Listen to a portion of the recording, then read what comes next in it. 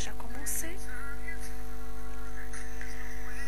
Donc c'est comme une suite à la présentation puisqu'on va rien faire que définir l'islam ainsi que les musulmans. Donc je vous souhaite bon suivi et on commence donc la première chose qu'il convient de définir est le terme islam. Nous pouvons affirmer que ce mot islam n'est pas apparu après l'arrivée d'un homme ou l'accomplissement d'un phénomène. L'islam est la véritable religion d'Allah. Entre parenthèses, Allah c'est la traduction arabe du mot Dieu. Donc en effet c'est Dieu qui a choisi l'islam, comme le montre le verset du Coran suivant. اليوم أكملت لكم دينكم وأتممت عليكم نعمتي ورضيت لكم الإسلام دينا. Ce qui veut dire en français, aujourd'hui j'ai parachevé pour vous votre religion et accompli sur vous mon bienfait. J'ai agréé l'islam comme religion pour vous.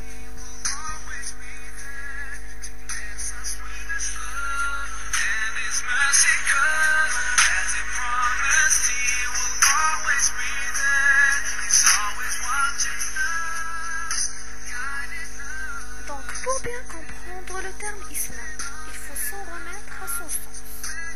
Le mot islam tire son origine du verbe aslama, qui signifie en français s'en remettre, bien s'abandonner. Ainsi, islam peut être traduit dans le contexte religieux et voulu par Dieu par répondre à la volonté ou à la loi de Dieu. Il en déroule ainsi le mot musulman, qui est celui qui se soumet à la volonté de Dieu. Le musulman, c'est celui qui se soumet à la volonté de Dieu. Islam a aussi pour mot dérivé salam, qui signifie en français paix. Donc ce qui est la conséquence naturelle d'une soumission totale à Dieu. C'est ce message qui est le plus important parmi les révélations divines, comme l'indique de nombreuses sourates dans le Coran. Par exemple, قل إني نهيت أن أعبد الذين تدعون من دون الله.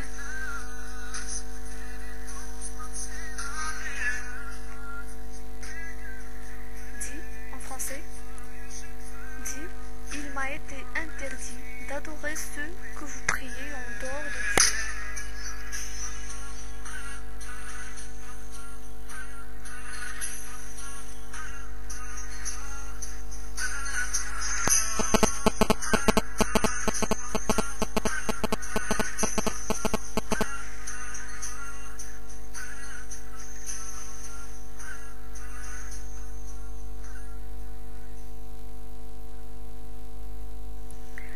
Contrairement à ce que certains prétendent, l'islam n'est pas une religion nouvelle, ni inventée.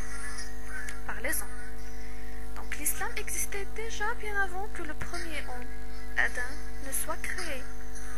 Au cours de l'histoire de l'humanité, Dieu a communiqué aux prophètes et aux messagers de préceptes et de règles afin qu'ils nous les transmettent et que nous soyons toujours bien guidés. C'est le même message qu'Ibrahim, Lot, Moussa, Isa, Mohammed, que la paix soit sur eux, ont reçu. Il a fait de ses envoyés des modèles pour les hommes et les femmes. Voici l'exemple d'Ibrahim.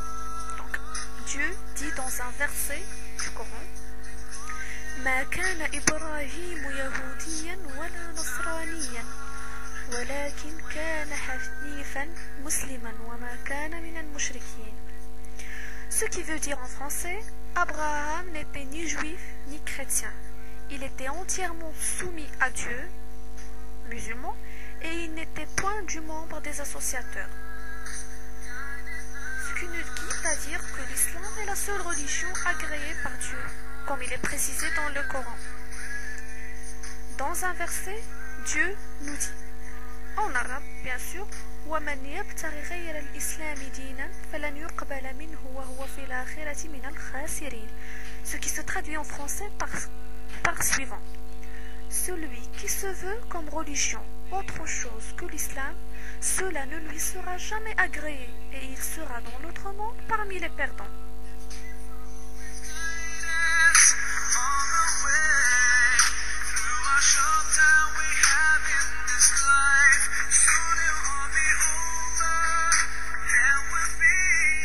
Il est du devoir de la totalité des personnes responsables d'entrer dans l'islam, d'y demeurer avec constance et à jamais. Entrer dans l'islam nécessite dans un premier temps de connaître et de réciter les 2 témoignages de foi. Ces 2 témoignages de foi en arabe c'est Ashhadu anna la ilaha illallah wa ashhadu anna Muhammadan Rasulullah. En français, donc je dis la signification premièrement.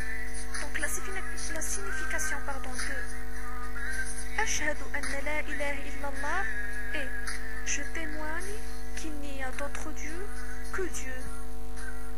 Donc il s'agit du premier témoignage. Le second qui dit wa ashhadu